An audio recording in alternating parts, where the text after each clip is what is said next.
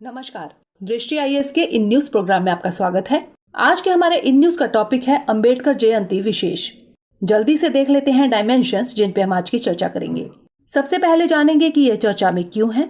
उसके बाद जानेंगे कि बी.आर. अम्बेडकर कौन थे, उनका योगदान क्या था। उसके बाद गांधी और अम्बेडकर के बारे में जानेंगे और अंत में रहेगा आपका सवाल। तो चलिए शुरू करते हैं।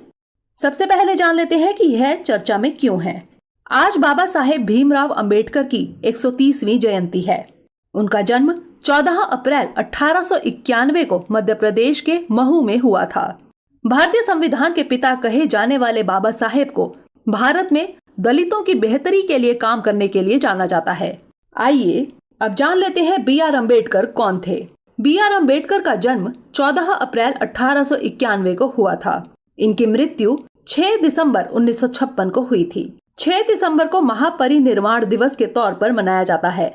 उनका समाधि स्थल चैत्य भूमि के नाम से मुंबई के दादर में स्थित है। उनका जन्म महार जाति में हुआ था, जिन्हें समाज में अछूत माना जाता था। इसलिए वंचित तबके में पैदा होने की भावना का एहसास उन्हें बचपन में घटित एक घटना से हुआ था। इसके बाद वे आजीवन भारत में दलित तबके के उद्धार के लिए काम करते रहे। उन्होंने बॉम्बे यूनिवर्सिटी से अर्थशास्त्र और राजनीतिक विज्ञान में ग्रेजुएशन किया था। उच्च शिक्षा का अध्ययन कोलंबिया यूनिवर्सिटी यूएसए से किया था। नागपुर में जहां उन्होंने बौद्ध धर्म में दीक्षा ली, उस स्थान को दीक्षा भूमि के नाम से भी जाना जाता है। आइए जानते हैं बी.आर. अम्बेडकर के योगदान के बारे में। यूएसए से आने के बाद वे किंग ऑफ बड़ौदा के रक्षा सचिव के तौर पर नियुक्त किए गए थे। वे एक अर्थशास्त्री, राजनेता और समाज सुधारक थे। उन्हें भारतीय संविधान के मुख्य निर्माता के रूप में जाना जाता है। वे संविधान की प्रारूप समिति के अध्यक्ष थे। उन्होंने स्वतंत्र भारत के पहले कानून मंत्री का पदभार संभाला था। दलितों की आवाज उठाने के मकसद से उन्होंने मूक नायक नामक अखबार जारी किया था।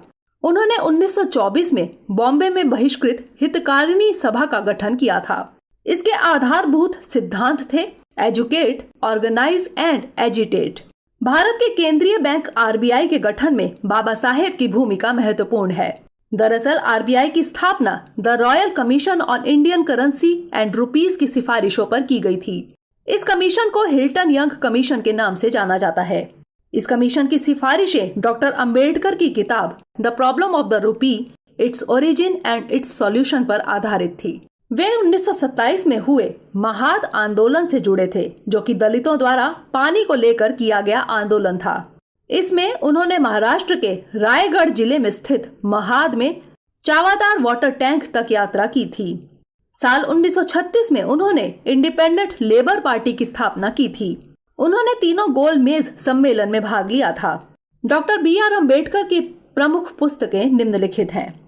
Who were the Shudras, Annihilation of Caste, Philosophy of Hinduism, Waiting for a Visa, The Buddha and His Dhamma, The Untouchables, Who Were They and Why They Became Untouchables।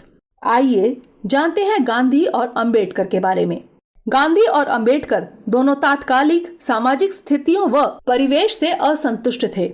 दोनों समाज का नव निर्माण करना चाहते थे, परंतु इस संदर्भ में समस्या के कारण स्वरूप व निदान के प्रति दोनों का दृष्टिकोण एवं कार्य पद्धति अलग अलग थी। गांधी जी वर्ण व्यवस्था के प्रबल समर्थक थे, वहीं अंबेडकर वर्ण व्यवस्था के कट्टर आलोचक थे। गांधी जी छुआछूत को दूर करने के लिए आदर्शवादी व दीर्घकालिक उपायों की बात करते थे, जबकि अंबेडकर छुआछूत को दूर करने के लिए व्यावहारिक, त्वरित एवं ठोस उपायों पर बल देते थे। 1932 में महात्मा गांधी और अंबेडकर के बीच पूना समझौता हुआ था। इस समझौते की मुख्य वजह 1932 का कम्युनल अवार्ड था। इसमें 71 सीटों को वंचित तबके के लिए रिजर्व किया गया था। इसमें चुनाव लड़ने वाले और वोट देने वालों को वंचित वर्ग तक ही सीमित किया गया था। महात्मा गांधी इसे हिंदुओं को बांटने के नजरिए से देख रहे थे। इसके लिए उन्होंने आमरण अनशन किया था। पूना समझौते में महात्मा गांधी और अंबेडकर के बीच ज्वाइंट लेजिस्लेटर पर सहमति बनी थी। गांधी और अंबेडकर के मध्य कुछ मतभेदों के बावजूद दोनों ही दलितों की स्थिति सुधारने के पक्षधर थे। आइए अब नोट कर लेते हैं आपका आज का सवाल। डॉक्टर अंबेडकर की भूमिका पर टिप्पणी कीजिए। तो ये था हमारा आज का सेशन। अगले सेशन में किसी नए टॉपिक के साथ मिलेंगे। तब तक के लिए धन्यवाद।